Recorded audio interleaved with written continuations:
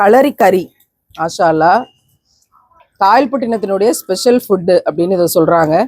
ரொம்ப பிரமாதமாக எவ்வளோ நல்ல அந்த அந்த அந்த குருமாவோடைய அந்த டெக்ஸ்சர் பார்த்தோம்னா தண்ணி கிடையாது, அதே சமயத்தில் ரொம்ப கெட்டியாகவும் கிடையாது, ரொம்ப அருமையான டெக்ஸ்சரில் வந்திருக்கு. மாஷா அல்லாஹ்.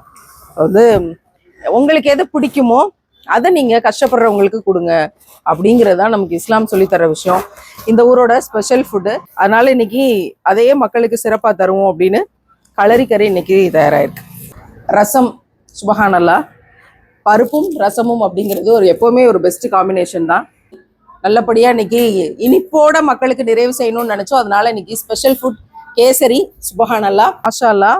பருப்பு களரிக்கறிக்கான சைட் டிஷ் பருப்பு, ரசம், கேசரி. வேலையெல்லாம்